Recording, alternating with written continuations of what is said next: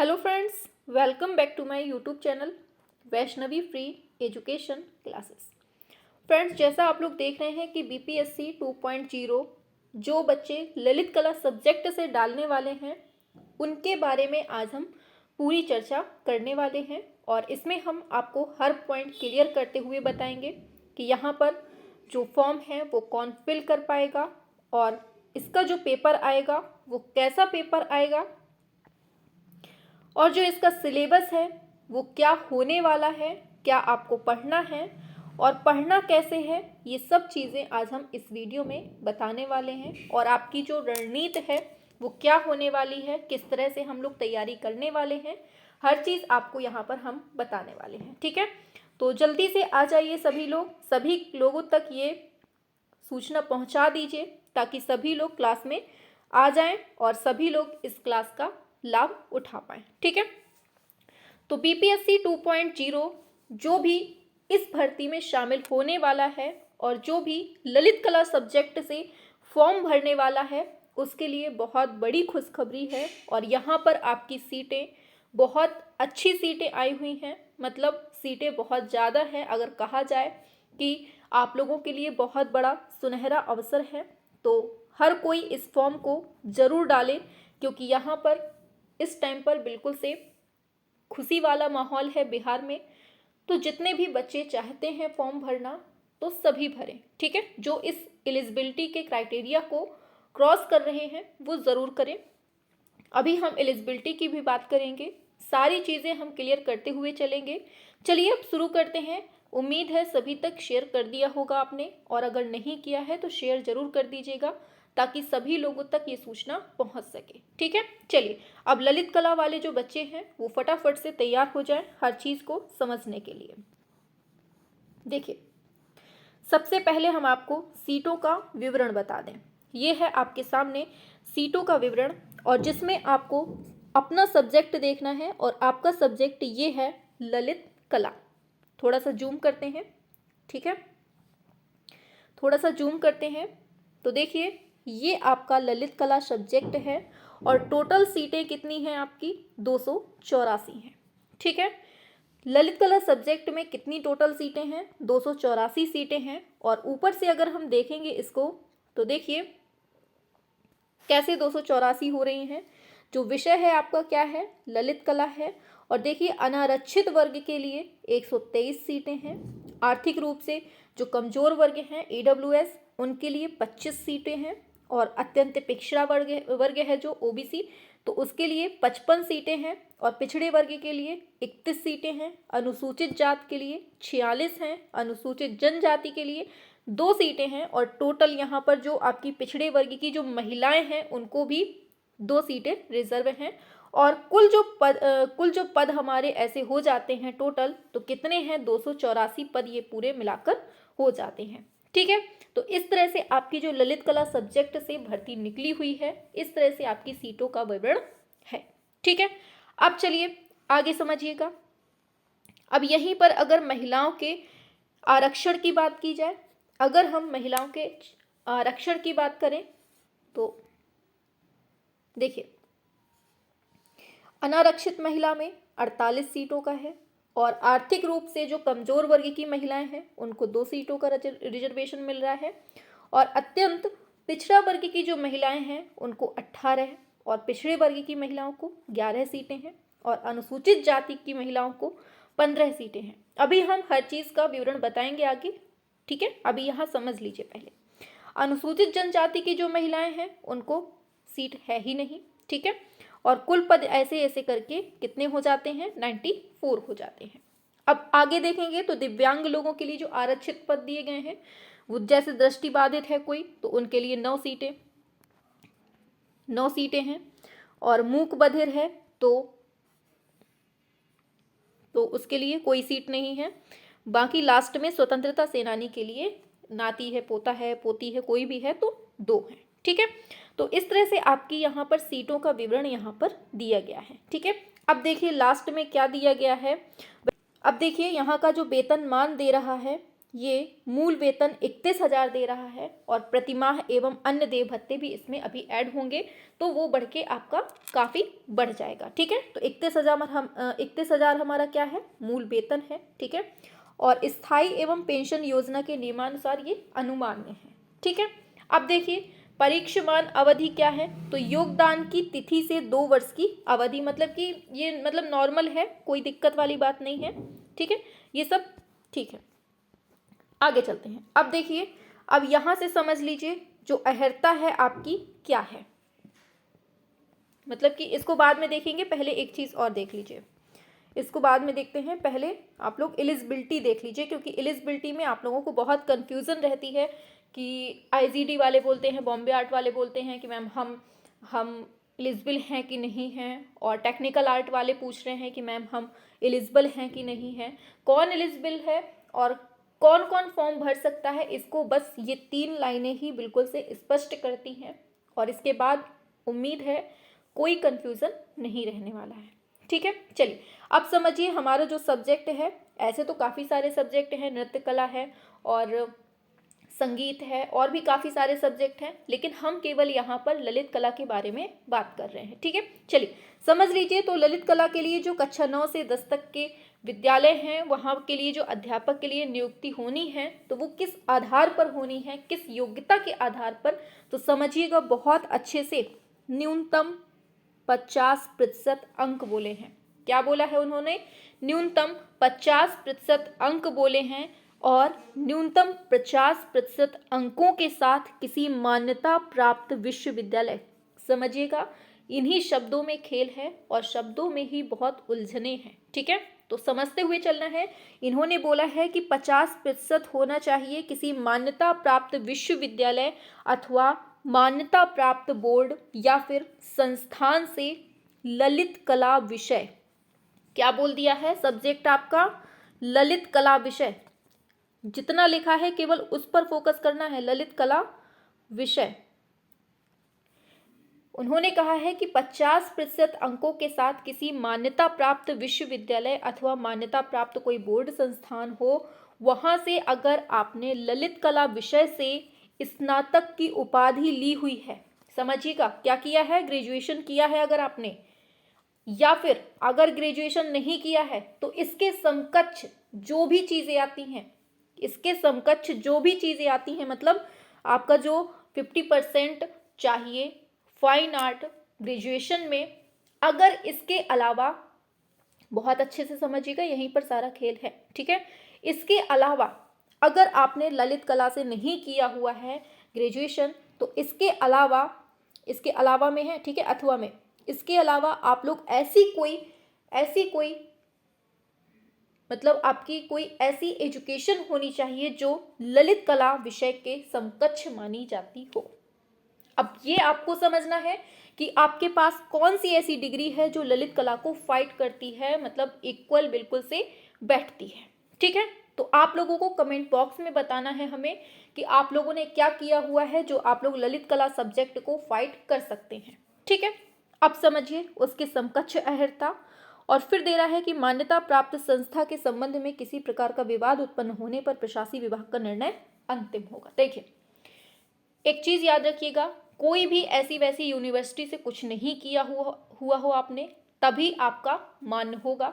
मान लीजिए आपने किसी ऐसी यूनिवर्सिटी से कर लिया है फाइन आर्ट, जिसकी कोई मतलब लिखित कोई ऐसा है ही नहीं कि ये मान्य है, या फिर क्या बोलते हैं मान्यता प्राप्त है उसे कि नहीं है। अगर उसको मान्यता प्राप्त नहीं है, आपकी फर्जी डिग्री निकलती है, तो आपका कोई भी सिलेक्शन नहीं हो सकता है। ठीक है, तो आपको ये बिल्कुल से दिमाग में रख के चलना है कि हमने जो डिग्री ली हुई है वो मान्यता प्राप्त है कि नहीं है, वो यूनिवर्सिटी सही थी कि नहीं थी। ठीक है, आपको फर्जीवाड़ा में बिल्कुल नहीं पढ़ना है, जो आपका है वो ही लेके जाना है। ठीक है, तो आपको समझ में आ गया होगा कि ललित कला सब्जेक्ट ही आपका, फाइन आर्ट ही आपका चलेगा। बाकी इसके अलावा अगर आप लोग सोचें कि टेक्निकल आर्ट किया हुआ है, आईजीडी बॉम्बे आर्ट किया हुआ है, ये सब चीज़ें की हुई हैं, तो क्या हम मान्य होंगे? नहीं होंगे।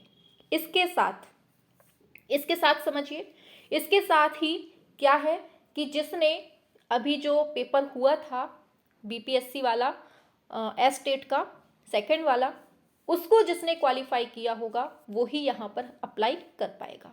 ठीक है, तो जिसने जिसने अप्लाई किया होगा, जिसका क्वालिफाई हुआ होगा, वो ही इस फॉर्म को फिल कर पाएगा। ठीक है, और किस सब्जेक्ट से? आपके ललित कला सब्जेक्ट से। ठीक है, यहां तक क्लियर हुआ। अब आते हैं आगे। अब यहां समझ लीजिए अब आपका जो पेपर है, अभी सब कुछ समझेंगे। ठीक है, सिलेबस वगैरह सब कुछ अभी समझेंगे, जाना नहीं है। हर चीज आपको डिटेल में बताई जाएगी, हर चीज को बिल्कुल से मतलब ऐसे सॉलिड करके बताएंगे कि आप लोगों के दिमाग में कंफ्यूजन हो ही नहीं सकती। ठीक है, समझिए क्या है कि जो अहर्ता है इसकी जो योग्यता है वो कैसे, मतलब किस तरह से पेपर होना है, कैसी क्या उसमें समस्या हो सकती है, आपको ये समझिए। देखिए, ये जो पेपर होगा ये आपका 3 पार्ट में होगा। 3 पार्ट में कैसे? पहला पार्ट जो होगा 30 नंबर का होगा। पहले यहाँ देख लीजिए क्या दिया है कि शिक्षा विभाग के अंतर्गत माध्यमिक विद्यालय के अध्यापकों तथा विशेष विद्यालय अध्यापक कक्षा 9 से 10 एवं पिछड़ा वर्ग एवं अति पिछड़ा वर्ग कल्याण विभाग के अंतर्गत माध्यमिक शिक्षक स्नातक प्रशिक्षित के लिए वर्ग 9 से 10 के बीच में दिया हुआ है। अब देखिए यहाँ से समझना है, 3 पत्र में होंगे। हमने अभी आपको बताया 3 टाइप से होगा। ये जो पहला पत्र होगा, ये जो पत्र होगा ये 3 भागों में होंगे, भाग 1, भाग 2, भाग 3। ठीक है, भाग 1, भाग 2, भाग 3। भाग 1 में क्या होगा? भाषा अहर्ता होगी, जिसके लिए अंग्रेजी, देखिए इंग्लिश तो आपकी मेन रहेगी ही रहेगी, ये चीज़ दिमाग में रखना है। मतलब अंग्रेजी एवं हिंदी, उर्दू, बांग्ला भाषा, इसका व्यवहारिक ज्ञान, मतलब इंग्लिश तो आपकी साथ में रहेगी। इसके अलावा आप हिंदी ले लीजिए, उर्दू ले लीजिए, बांग्ला ले लीजिए, इन तीनों में से कोई भी एक सब्जेक्ट, मान लीजिए हमने हिंदी ले लिया। ठीक है, तो हमारा जो पहला पेपर होगा, जो फर्स्ट भाग होगा, वो हमारा हिंदी प्लस इंग्लिश में ही होगा। ठीक है, तो हमारे जो क्वेश्चन आएंगे हिंदी प्लस इंग्लिश में आएंगे। अब आगे बढ़ते हैं, भाग 2 में कैसा होगा? ये भाग 1 की बात होगी। भाग 2 की बात करते हैं तो क्या है कि यह एक सामान्य अध्ययन पेपर है जिसके प्रश्न माध्यमिक विद्यालय के पाठ्यक्रम से संबंधित होंगे, लेकिन इसका जो स्तर होगा वो उम्मीदवार हेतु निर्धारित न्यूनतम अहर्ता में आलोक में होगा। इसमें प्राथमिक गणित, सामान्य जागरूकता, सामान्य विज्ञान, राष्ट्रीय आंदोलन, भूगोल, ये सब। अब समझिए जो भाग 2 होगा उसमें आपका 40 नंबर का आएगा। 40 नंबर का ये जो था ना आपका, ये 30 नंबर का था। ठीक है, अब जो 40 नंबर का आएगा उसमें आपका जीके जीएस होगा, आपकी गणित होगी, मतलब जनरल गणित होगी, और करंट अफेयर वगैरह होगी। मतलब 40 नंबर के ही पार्ट में ये सब कुछ आ जाएगा। ठीक है, तो यहाँ से आपके 2 पार्ट हमने क्लियरली बताए। कौन कौन से? पहला भाग हमने बताया जो हिंदी प्लस इंग्लिश का था। ठीक है, दूसरा हमने 40 पार्ट बताया, इसमें आपका जीके जीएस आ जाएगा। अब बचता है भाग 3 जिसमें आपको बहुत अच्छे से स्कोर करना है, और यही स्कोरिंग सब्जेक्ट होगा आपके सिलेक्शन का। ठीक है, क्या है? 80 नंबर में आपका जो सब्जेक्ट है ललित कला सब्जेक्ट, इसको लिया जाएगा। अब 80 नंबर में कैसे लिया जाएगा उसको समझिए,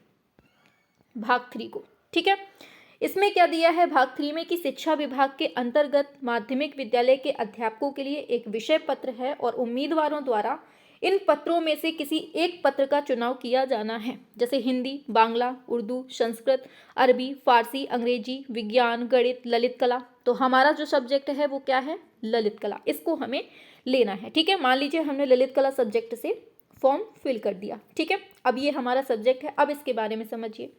शिक्षा विभाग के अंतर्गत विशेष विद्यालय अध्यापक 9-10 के लिए एक विषय पत्र है। उम्मीदवारों द्वारा इन पत्रों में, ये सब कुछ नहीं,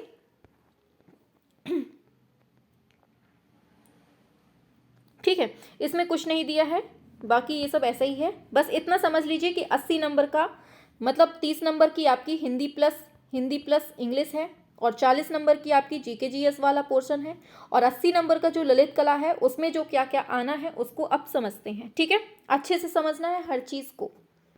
अब 80 नंबर में जो आपका पोर्शन आना है उसको समझना है कि क्या क्या आएगा,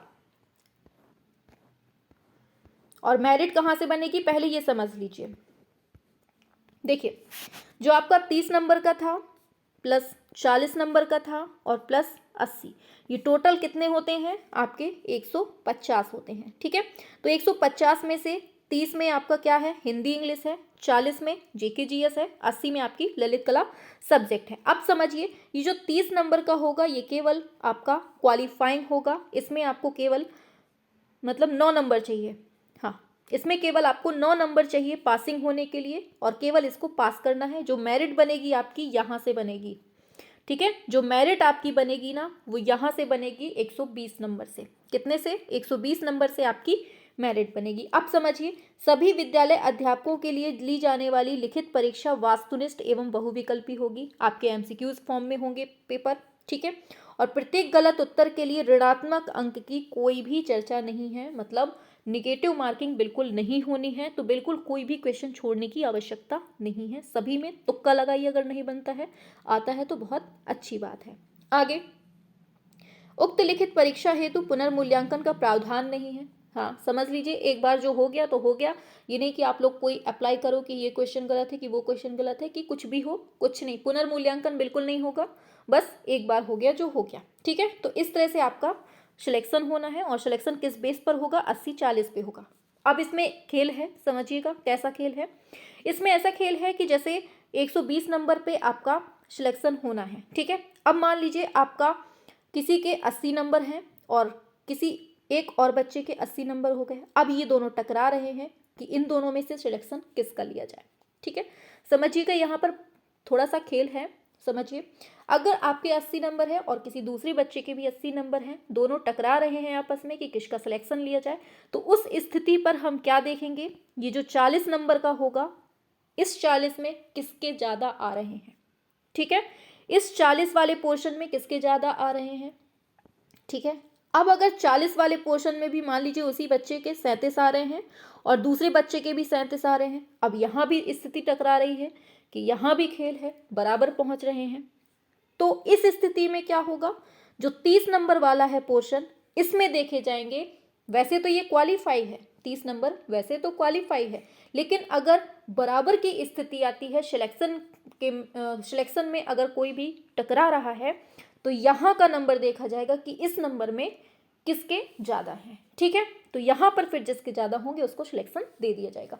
अब मान लीजिए यहाँ पर भी किसी के इक्वल बैठ रहे हैं, यहाँ भी किसी के इक्वल नंबर बैठ रहे हैं, तब क्या होगा, तब अल्फ़ाबेटिकल स्टार्ट होगा। मतलब कैसे कि ABCD ऐसे करके, अगर कोई बी से बबीता आ रही है और किसी का नाम डी से डॉली है, बी से बबीता है किसी का, डी से डॉली है, अगर बबीता के और डॉली के बिल्कुल इक्वल नंबर चल रहे हैं और ये सभी में नंबर इक्वल आ रहे हैं दोनों के, तो क्या करेंगे, बी से कौन है, बबीता, इसको सिलेक्शन दे दिया जाएगा, डॉली रह जाएगी, ठीक है। फिर हम इस तरह से देखेंगे। ये हो गया, समझ में आ गया। अब चलिए आगे चलते हैं। अब देखिए, सभी लोग पूछ रहे थे कि साक्षात्कार होगा, साक्षात्कार नहीं होगा, ये याद रखना है, यहाँ पर कोई भी नहीं है। आगे चलते हैं। अब हम चलते हैं अपने सिलेबस की तरफ, उसको समझ लेते हैं। हाँ, पहले डेट भी देख लीजिए, ये तो खैर सबने देख लिया होगा, 5 से स्टार्टिंग है, 14 तक है और 17 लास्ट है और 10 से आपका फॉर्म फिल होगा और 25 लास्ट है, तो ये सभी को मालूम होगा, ठीक है। अब चलते हैं आगे, अब चलते हैं सिलेबस की तरफ।